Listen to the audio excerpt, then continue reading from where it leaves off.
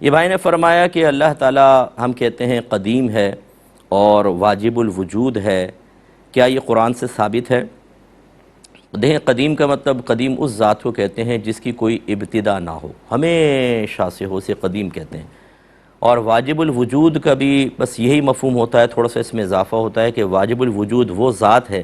جس کے وجود کا کوئی سبب نہ ہو اور وہ تمام وجودوں کا سبب بنے۔ تو اللہ کے ما سوا کو عالم کہتے ہیں، اللہ کے علاوہ جو کچھ ہے وہ عالم کہلاتا ہے۔ تو بس اللہ قدیم ہوتا ہے اور عالم حادث کہلاتا ہے قدیم کے مقابل۔ اسی طرح اللہ تبارک و تعالیٰ چونکہ عالم کے وجود کا سبب بنا، اس لیے اللہ کو واجب الوجود کہتے ہیں، جبکہ اللہ کے وجود کا کوئی سبب نہیں، کیونکہ وہ تو ہمیشہ سے ہے۔ اور عالم کو ممکن الوجود کہتے ہیں۔ اور آپ قرآن کے اندر پڑھیں، بے شمار جہاں جہاں اللہ تعالیٰ نے اپنے خالق ہونے کا ذکر کیا ہے تو وہاں پر یہی تمام چیزیں مقصود ہوتی ہیں۔ اسی طریقے سے جہاں پہ اللہ تعالیٰ نے آسمان و زمینوں کی پیدائش کا ذکر فرمایا، وہاں پر سب یہ مفاہیم اخذ ہو سکتے ہیں۔ اور باقی یہ کہ جو اس میں تفاصیل ہوتی ہیں وہ یقیناً عقل سے ہی ثابت کی جاتی ہیں۔ اللہ تعالیٰ کی ذات اور صفات کے بارے میں قرآن و حدیث نے بہت ہی اجمالی بیان کیا ہے، کیونکہ ان پر غور و تفکر کروانا یہ مقصود شرعی نہیں تھا۔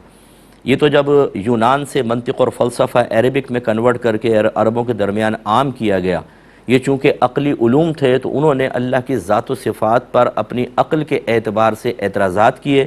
تو ہمارے علماء اسلام مجبور ہوئے اس بات پر کہ پہلے منطق فلسفہ سیکھا، پھر انہی کے اصولوں کی روشنی میں بہت سارے عقائد جو اللہ کی ذات اور صفات سے متعلق تھے ان کو جواب دینے کے لیے وضع فرمائے، اور اگر ان کو عقائد کو نہ وضع کیا جاتا، ان کی وضاحت نہ کی جاتی تو ذات باری تعالیٰ پر اعتراضات ہوتے، اللہ کی صفات پر اعتراضات ہوتے، اور آنے والی نسلیں اللہ تعالیٰ کی ذات و صفات سے بدظن بھی ہو سکتی تھیں، بدگمان بھی ہو سکتی تھیں، غلط عقیدہ رکھ کر اپنی آخرت کو برباد کر سکتی تھیں۔ اس مجبوری کی بنا پر انہوں نے اپنی عقل سلیم سے بہت سے عقائد کو ثابت کیا اور دلائل قائم کیے۔ ایک مختصر سا بریک لیں گے، ہمیں یقین ہے آپ ہمارے ساتھ ہی رہیں گے۔ بسم اللہ الرحمن الرحیم۔ ایک بھائی نے پوچھا تھا کہ جو عقائد عقل سلیم سے ثابت ہوتے ہیں، کیا ان کی تفصیل جاننا ضروری ہوتا ہے یا تفصیل قرآن و حدیث میں ملے گی؟ دیکھیں، جیسے ابھی آپ کو سمجھایا کہ جو چیزیں عقل سلیم سے ثابت ہوتی ہیں ان کو ثابت کرنے کی ضرورت اسی لیے پیش آتی ہے کہ قرآن و حدیث کی نقول میں وہ چیزیں موجود نہیں ہوتی یا تفصیل سے نہیں ہوتی ہیں۔ اس وجہ سے پھر علماء اسلام جو ہیں وہ عقل سلیم سے عقائد کو وضع کرتے ہیں، دیگر علماء کے سامنے پیش ہوتے ہیں، متفق علیہ، پھر وہ عقیدہ عوام تک پہنچایا جاتا ہے۔ جیسے اللہ تبارک و تعالیٰ کی ذات قدیم ہے، ایسی اس کی صفات بھی قدیم ہیں، کیونکہ اگر اللہ تعالیٰ کی ذات کو قدیم مان لیا جائے اور صفات کو قدیم نہ مانا جائے تو اس کا مطلب ہے صفات جب قدیم نہیں ہیں تو حادث ہیں، حادث کا مطلب مخلوق ہیں، اور مخلوق کے لیے خالق چاہیے۔ جب اللہ تبارک و تعالیٰ قدیم ہے اور اس میں صفات تھی ہی نہیں تو پھر اس اللہ تعالیٰ کی صفات کا خالق خود اللہ تو ہو نہیں سکتا، کیونکہ اس میں تخلیق کی صفت بھی نہیں ہے، تو پھر کسی اور ذات نے ان کو پیدا کیا اور اللہ تعالیٰ کو عطا فرمائی۔ اس کا مطلب ہے اللہ تعالیٰ اپنی صفات میں اس ذات کا محتاج ہوا، پھر اس ذات کے بارے میں سوال ہوگا کہ اس کی صفات قدیم تھی کہ نہیں، اور اس ذات کا اللہ تعالیٰ سے معاذ اللہ طاقتور ہونا لازم آیا، پھر ان کے بارے میں ایسے ایسے دور اور تسلسل چلتا رہے گا، اور معاذ اللہ ثم معاذ اللہ اللہ تبارک و تعالیٰ سے زیادہ قدرت رکھنے والی لاکھوں ذوات کو ماننا پڑے گا۔ تو اس طریقے سے اگر عقل سلیم سے بہت سی چیزیں ثابت نہ کی جاتیں تو یہ منطق اور فلسفے والے اسی طرح اعتراض کر کے ہمارے عقائد کو بھی بگاڑتے اور دیگر مسائل پیدا ہوتے۔ اس لیے جو چیز عقل سلیم سے ثابت ہے بس اس کو وہیں تک محدود رکھے، نقل کی طرف جانے کی پھر حاجت نہیں ہے۔ ہاں، بعض چیزیں ایسی ہوتی ہیں جو نقلاً بھی ثابت ہوتی ہیں اور علماء احتیاطاً عقلاً بھی ثابت کر دیتے ہیں، ٹھیک ہے، وہاں تو ایسا صحیح ہے، لیکن جو صرف عقل سلیم سے ثابت ہے تو ادھر جانے کی ضرورت نہیں ہے۔ یہ کہتے ہیں کہ جو چیز صراحتاً قرآن سے ثابت ہو اس کا انکار کرنا کفر ہے، تو پھر کرامت بھی تو ثابت ہے، اس کا انکار کرنا کیسے کفر ہوگا؟ جیسے سکندر ذوالقرنین کی ہے، یا آصف بن برقیہ نے ملکہ بلقیس کا تخت وہ پلک جھپکتے میں لے آئے تھے۔ دیکھیں، مسئلہ یہ ہوتا ہے کہ کرامت یہ جو دکھایا گیا کہ آصف بن برقیہ وہ لے آئے، اس کو کرامت کہیں گے؟ یہ قرآن کہتا ہے کہ کرامت کہیں گے؟ اصل مسئلہ یہ ہوتا ہے کہ یہ تو ہم نے ایک اصطلاحی نام رکھا ہے کہ اگر نبی سے خارق عادت کام کا ظہور ہو، یعنی ایسا جو عادت سے ہٹ کر ہے جس کا مقابل لانے سے عام لوگ عاجز آ جائیں، ہم نے اس کا نام رکھا معجزہ۔ اب اگر ایک ولی ایسا کرتا ہے، غیر نبی کرتا ہے، تو کیا اس کو معجزہ کہیں؟ یہ تو کہہ نہیں سکتے، ورنہ نبی میں اور غیر نبی میں اس اعتبار سے بظاہر مماثلت سی مل جائے گی۔ اس لیے پھر علماء نے اس کا نام رکھ دیا کرامت، وہ نبی ہیں، ان کا نام رکھ دیا ولی۔ تو یہ تو ہم نے اپنے پاس سے کیا، نہیں قرآن سے ثابت صراحتاً تو نہ ہوا کہ کرامت کا لفظ کرامت اس فعل کے لیے لفظ کرامت کا استعمال، یہ تو قرآن سے ثابت نہیں ہے، کرامت ہے، ٹھیک ہے نا؟ تو اس لیے فرق ہوتا ہے۔ تو بہرحال لیکن یہ یاد رکھیے کہ قرآن سے بہت سی چیزیں صراحتاً ثابت ہوتی ہیں، لیکن اگر کوئی یہ کہے کہ میں قرآن کی وجہ سے اس کو نہیں مانتا ہوں قرآن کو، تو وہ کافر ہوگا۔ ورنہ اگر قرآن سے ہٹ کر وہ بعض چیزوں کا انکار کرتا ہے، قرآن سے ہٹ کر،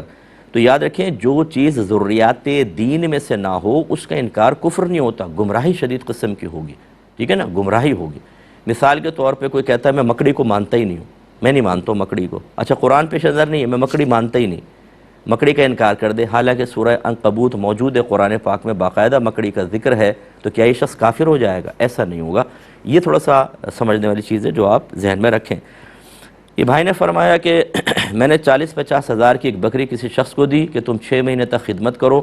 پھر غالباً ہم اس کو بیچ دیں گے اور پھر یہ اس کا پیسہ جو ہے پروفٹ آپس میں طے کریں گے، 50-50 لے لیں گے، تو یہ صحیح ہے کہ نہیں؟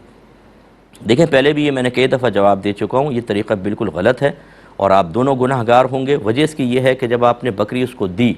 وہ اس کی خدمت کر رہا ہے، تو اس کو جب آپ کسی کو کوئی چیز دیتے ہیں اور اس کی سروس لیتے ہیں،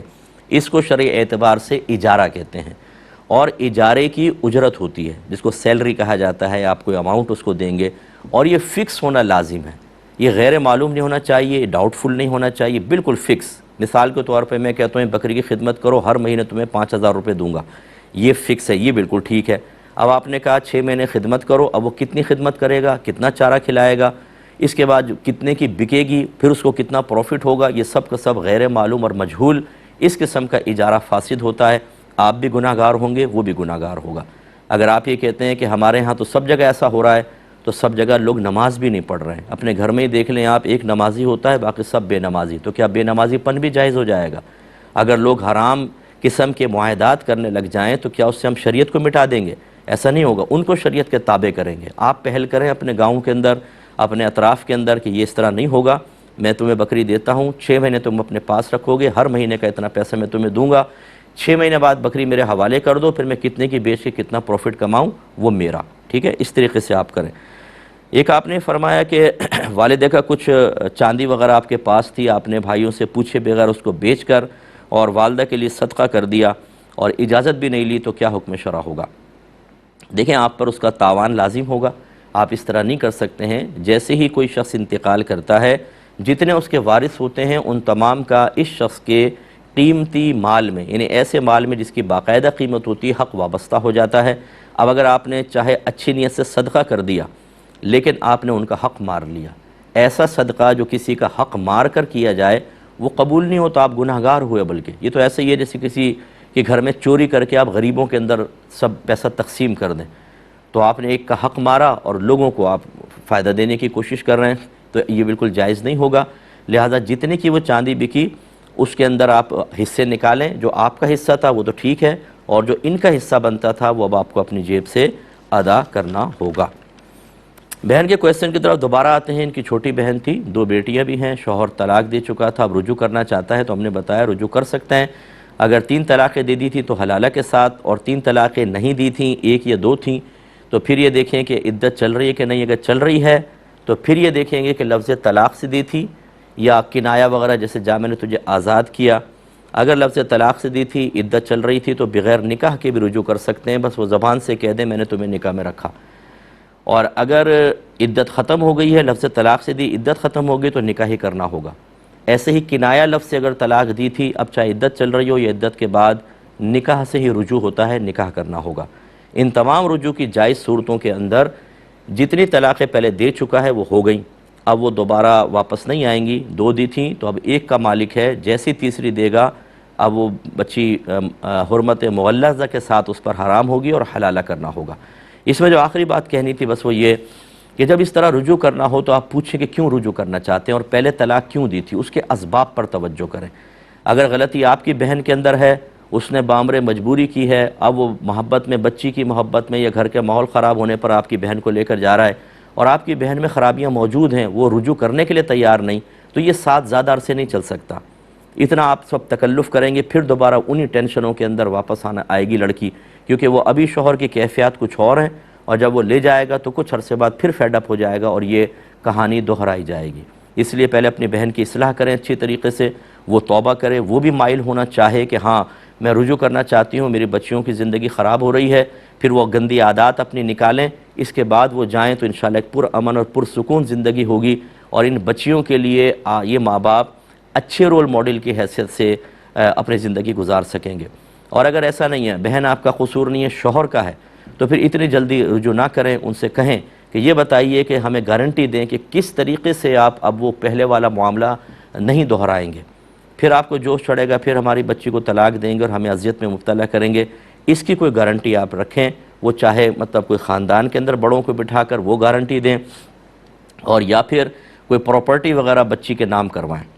کہ اگر تم نے طلاق دی تو بس یہ پراپرٹی تمہاری گئی، تو پھر وہ کچھ بانڈ ہوگا، جبکہ لڑکے میں خراب عادات ہوں تو اس طریقے سے کروانا چاہیے، ورنہ اگر آپ فوراً اس نے مارا پیٹا، زندگی حرام کر رکھی تھی اور طلاق دے کے بھیج دیا،